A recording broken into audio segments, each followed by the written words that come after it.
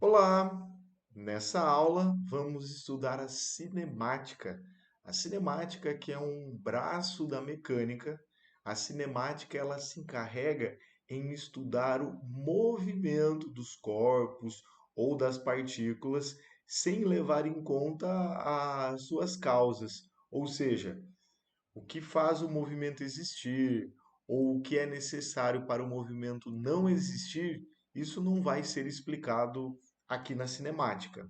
Então, definindo, movimento é quando a posição de um corpo sofre alteração frente a um referencial. Então, para afirmar se um corpo está ou não em movimento, é necessário escolher, é necessário adotar um referencial. Lembrando que o contrário do movimento é o repouso.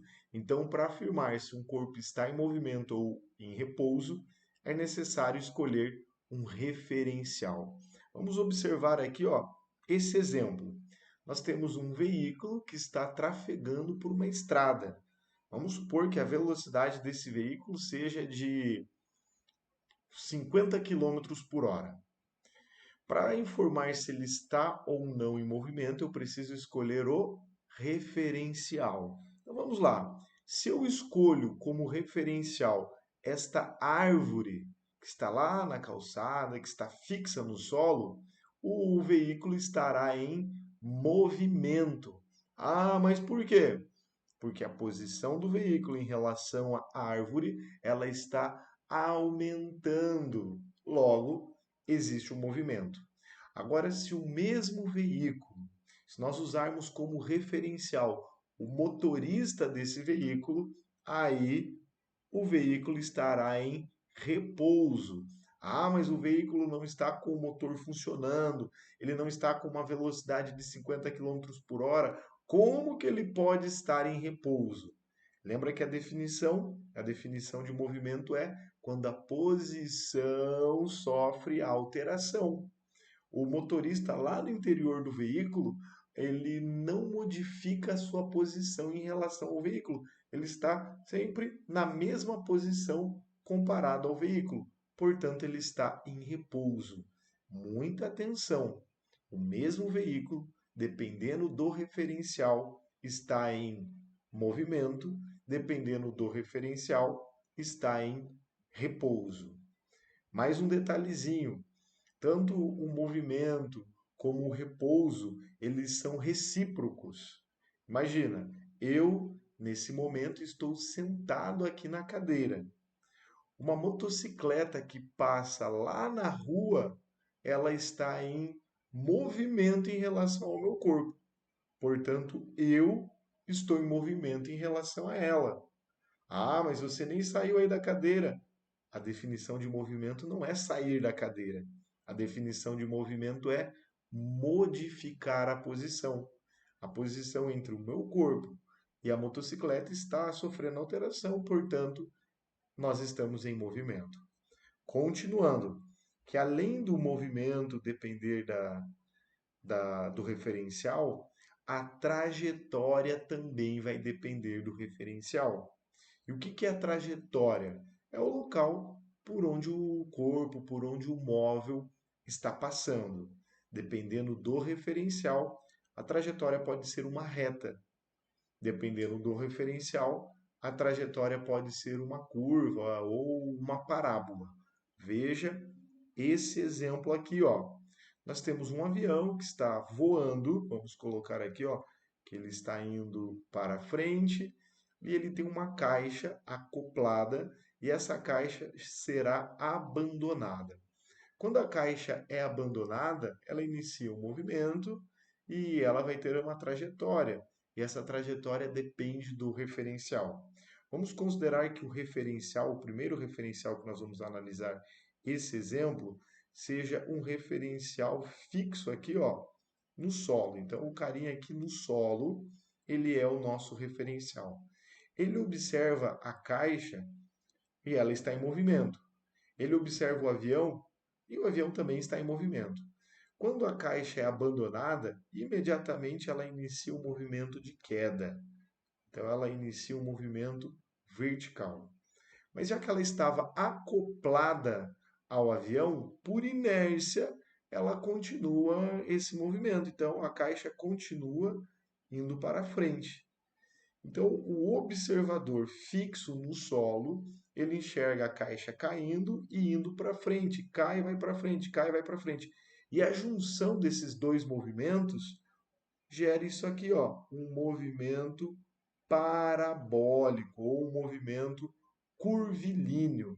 Então, para o observador no solo, a trajetória é uma parábola ou uma curva. Agora vamos mudar o referencial. Vamos analisar um referencial que está no interior do avião. Vamos supor que seja o piloto. Então, o piloto ele observa a caixa no momento em que ela foi abandonada e ele observa a caixa caindo. Como ele vai para frente e a caixa por inércia também tem essa tendência de ir para frente, ele observa simplesmente a caixa caindo. Ele não observa a caixa indo para frente porque o avião também vai para frente. Nessa situação, esse exemplo, nós estamos desprezando a resistência do ar, não tem vento, não tem influência da atmosfera. Então, para o observador no interior do avião, ele enxerga a mesma caixa descrevendo uma trajetória retilínea. O movimento depende do referencial e agora a trajetória também depende do referencial. Seguindo, o espaço. O espaço que é representado pela letra S. O espaço é apenas um número. O espaço é só um número que indica a posição de um corpo em uma trajetória. Nós temos alguns espaços notáveis. O espaço zero, o S0. Esse S0 é o espaço inicial, é onde o movimento inicia. Agora, o S igual a zero é o espaço chamado de origem. É ali que a trajetória se inicia. Para explicar melhor isso, nós vamos a um exemplo. Mas antes, vamos conhecer aqui ó, duas grandezas que, em alguns casos, elas podem ser iguais, mas elas apresentam definições distintas. Nós temos que entender o que é o ΔS, o deslocamento escalar, e o d, que é a distância percorrida. O deslocamento escalar, o ΔS, a variação do espaço, ele considera apenas o espaço inicial e o espaço final. Já a distância percorrida, ela considera todo o percurso. Então, ΔS é o final menos o inicial e a distância percorrida é a soma de todo o percurso. Olhando para o exemplo e juntando todos esses detalhes. Nós temos uma trajetória. Essa trajetória tem um nome aqui, ó, é a rodovia BR-101. E nessa trajetória nós temos três pontos, A, B e C. Para melhorar isso, vamos escrever aqui, ó. Aqui nós temos a origem da trajetória, onde a trajetória começa. Então aqui, ó, o espaço é igual a zero. Vamos supor que A esteja numa posição 20 quilômetros. B esteja numa posição, então o espaço de B é igual a 100 quilômetros. E C esteja numa posição onde o seu espaço é igual a 110 quilômetros. Então eu representei os espaços de cada um desses pontos aqui. E aí, já que é um exemplo, nós temos quais as distâncias percorridas e os deslocamentos escalares. Deixa eu até colocar aqui, ó, um ponto de interrogação. Letra A. Quando o corpo sai de A, passa por C e volta para B. Então, ele vai sair de A, vai até C e volta para B. Nós temos que encontrar a distância percorrida e o deslocamento escalar. Então, vamos seguindo aqui, ó, para a situação chamada de A. Qual é o ΔS? Qual é o deslocamento escalar. Lembrando que o deslocamento escalar ele considera a posição final e a posição inicial. Então, na letra A, ele sai do ponto A, vai até C e termina em B. Então, eu vou considerar A e B apenas, sem intermediários, considerando apenas o início e o fim. Então, ele começa em 20 e termina em 100. Então, o ΔS é igual ao espaço final menos o espaço inicial.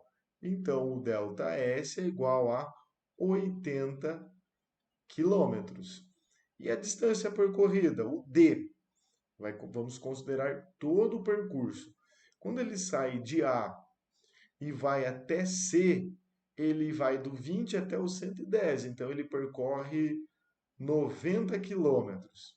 E depois ele vem do 110 até o 100, então ele percorre mais 10 quilômetros. Então a distância percorrida nessa situação A vai ser 90 de A até C, mais 10 de C até B, que vai dar uma distância de 100 quilômetros.